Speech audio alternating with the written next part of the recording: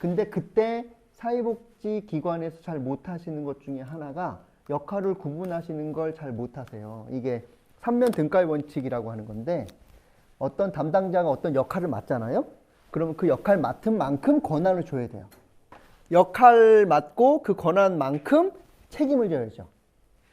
이게 3면 등가로 가야 돼요.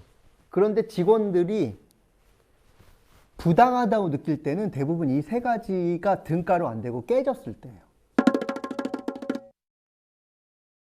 역할이 내 역할이 아니에요.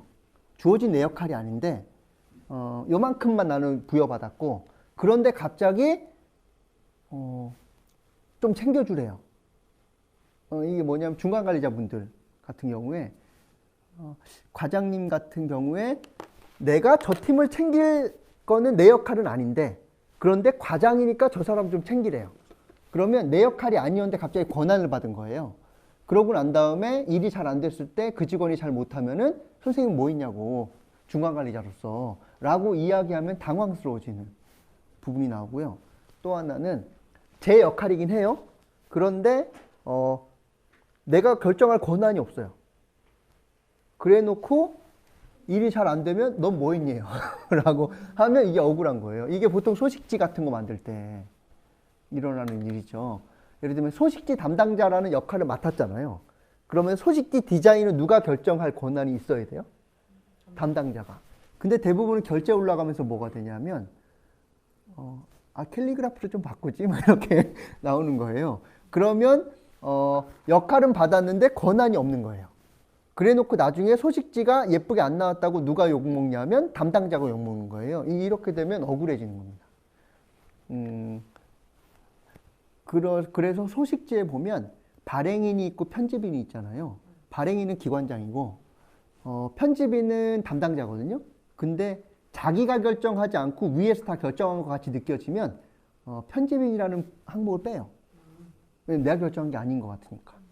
또 하나는 역할도 내 역할이 아니었어요. 그리고 내 권한도 아니에요. 근데 갑자기 너가 책임지래요. 이러면 황당한 건데 이게 상급 관리자로 올라가면 올라갈수록 이걸 계속 겪으세요. 그래서 직원들이 억울한 거라고 느끼는데 왜 억울한지 모르는 거예요. 이 3면 등가의 원칙을 잘 모르니까. 그리고 또 하나는 역할도 내 역할이고 권한도 내가 썼는데 책임을 회피하는 거. 이런 방탕한 건데 이게 상사가 범하기 쉬운 거예요. 그래서 어느 직원의 권한 발휘하는 것이 마음에 안 들어요. 그럼 권한을 뺏어야 될까요? 아니면 역할을 줄여줘야 될까요? 역할을 줄여줘야 됩니다. 이게 미국 드라마나 영화 같은 거 보면 인질극 벌어지면 형사가 오잖아요. 그래서 형사가 자기가 담당자라고 그러거든요. 자기가 담당자면 그러면 여기에서 벌어지는 모든 통제 권한은 누가 갖냐면 그 형사가 갖는 거예요.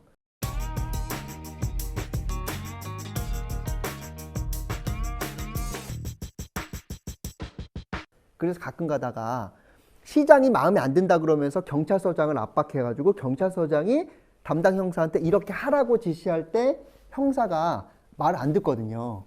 그러면은 경찰서장이 이 사람은 그냥 둔 채 권한을 밑으로 내려보내는 것이 아니라 형사의 그 지위를 박탈시켜요. 근데 우리나라는 대부분 어떻게 하냐면 이 사람을 냅두고 그냥 지시해버려요. 이건 뭐냐면 역할은 줘놓고 권한을 빼앗는 거예요. 근데 사실은 역할을 빼서 그 역할을 새로운 사람이 자기 마음에 맞는 사람으로 앉히고 그 사람이 권한을 발휘하도록 해야 되는 거라서 이 3면 등가의 원칙이 깨어지면 대부분 직원들이 화를 내세요. 근데 제가 볼 땐 복지계에서 이 3면 등가의 원칙이 지켜지는 경우가 별로 없고 근데 직원들은 왜 이러는지 잘 모르고 근데 상사분은 3면 등가의 원칙 자체를 잘 모르시기 때문에 쉽게 권한을 잡고 침해하고 이런 일들이 많아지는 것 같아요. 그래서 이 책에서도 보면은 중간쯤에 역할을 명확하게 규정해야 된다라는 내용이 있는데 그때 이 3면 등가의 원칙을 꼭 구분하셔서 해보시는 게 필요하실 것 같아요.